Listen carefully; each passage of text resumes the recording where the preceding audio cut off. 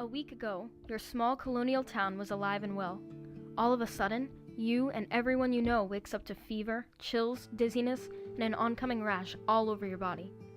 You immediately know that you are afflicted with a terrifying illness. What can be done? The record-breaking smallpox epidemic in 1721 was a tragic loss of life that rocked families in the small colonial town of Boston and around the world. In addition, it was the worst epidemic of the century, and those who pursued the cure to this torturous disease were put down by society for their frontier ideas.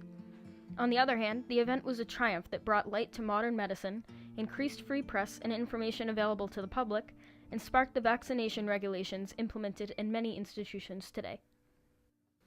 The smallpox virus plagued the small colonial town of Boston, Massachusetts in 1721 more aggressively than ever before.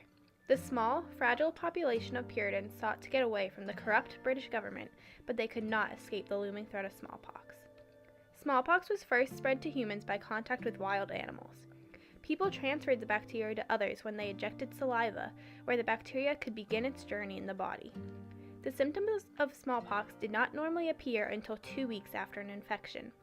As a result, there was not much people could do to prevent the spread of smallpox, because before they knew it, they were infected, and they had probably infected several others. The symptoms of smallpox begin as a flu-like virus. The host experiences fever, chills, loss of appetite, aching, nausea, and vomiting. After a few days, the telltale smallpox rash begins to form all over the body. Not many otherwise healthy individuals survived, and children and the elderly did not stand a chance against the variola bacteria. The first introduction of smallpox in Boston since 1702 was by Captain John Fore. His ship landed in Boston after a trip to London, where 7 of his men had been infected by the smallpox virus. 6 men recovered, but John Fore himself and 1 other crewmate had died. Boston was spared from the disease at this time, but little did they know, another disease-stricken ship was on its way from London. On a ship just like this in the Boston harbor, smallpox made its debut in America. The Seahorse arrived from the Caribbean islands carrying the deadly disease. It did not take long for the disease to spread all over the city. Boston had previous outbreaks in 1678, 1690, 1698, and 1702, but this epidemic in 1721 would be the most deadly to date. On April 22, 1721, the Seahorse arrived in Boston from the Caribbean islands. The crew seemed fine the first day, but the next day they were quarantined to keep the infection away, once people knew it was smallpox.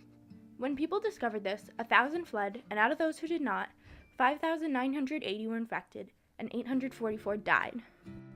In the beginning, the case fatality rate was 14.1%. Boston had 11,000 residents, 7 churches, and 11 physicians. In the past, people who survived the outbreaks had immunity to the disease, but because the most recent outbreak was so long ago, many people with the immunity had died, and newborns clearly had no immunity either. When the epidemic hit in 1721, many people who supposedly had immunity from previous outbreaks mysteriously died. As time got farther away from 1702, the percent of smallpox immunity seemed to shrink as older generations died and new life entered the world. Even from the beginning, the colonists knew that this was the worst epidemic to hit Boston to date. More people were infected every day, and the fatality rate continued to grow month after month. According to Stephen Koss, author of The Fever of 1721, people lost entire families, children would be parentless. It was devastating. Everyone wanted to know a way to limit the spread of the disease, but when new theories were introduced, they were not well accepted. This included the ideas of Cotton Mather, who decided to use the procedure of inoculations. He heard of inoculations from his black slave Onesimus. He said they used the technique back in Africa, and it never failed to decrease the percentage of fatalities from a disease. This is the location of the childhood home of Cotton Mather in the historic north end of Boston. Some of the first ever inoculations in America were performed by Cotton Mather on his children. Mather's ideas were initially ignored by others in the medical field until Zabdiel Boylston decided to perform trials on the treatment. When Boylston started his experiments, some saw this as simply infecting people with smallpox when it was harmful and avoidable. Boylston was threatened to the point where he had to hide in his house for 2 weeks while men who wanted him to hang came and searched for him. He was forced to see patients at night, disguised from those who opposed his ideas. Boylston continued to share said ideas, but most viewed it as murder. As the town of Boston was full of chaos and smallpox had infested the majority of houses, Boylston's work was ordered to stop. Once Boylston's son publicly survived inoculation, people began to see the light. Many pounded into Boston for the inoculations, and it gained so much popularity that these people had to be transferred out of Boston for the treatment. By the end of the 1721 epidemic, 247 to 282 people had been inoculated by Boylston, and some by Dr. Thompson and Dr. Robbie, who operated out of Cambridge and Charleston. Mather was constantly abused for his ideas while being overworked. In November 1721, a bomb was thrown in his window with a message saying, "Cotton Mather, you dog, damn you, I'll inoculate you with this, with a pox to you."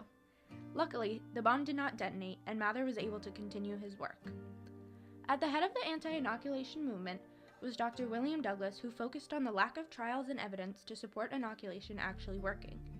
He saw it as a way to create new cases and spread the disease, rather than a way to lessen the casualties. Other opposing arguments claimed that the inoculation process messed with God's plan and harmed the innocent.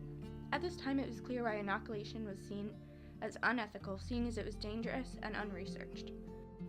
During this time, tensions with the British were high in Boston. Political dysfunction led to the outbreak being so bad because nobody worked together. These politics took a turn in 1721 with the introduction of free press. James and Benjamin Franklin made a newspaper called the New England Courant.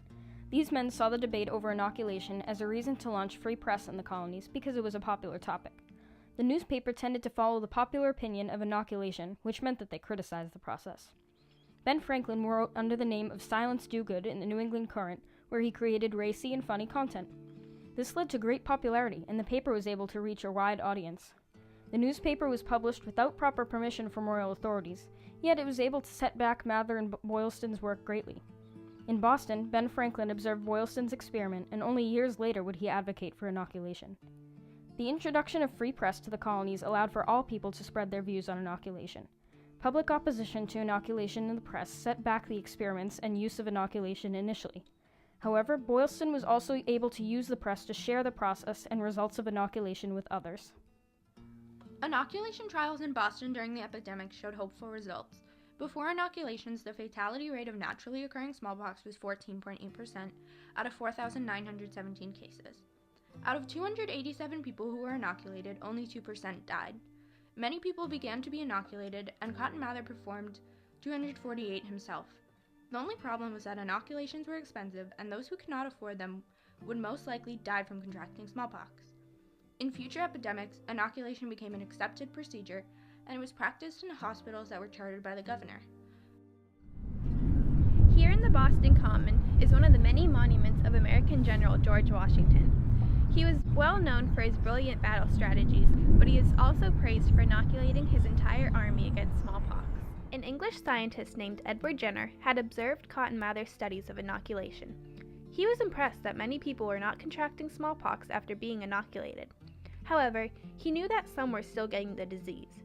Jenner sought to improve the immunity of people around the world, as well as diminish the risk of contracting the disease because of the inoculation process.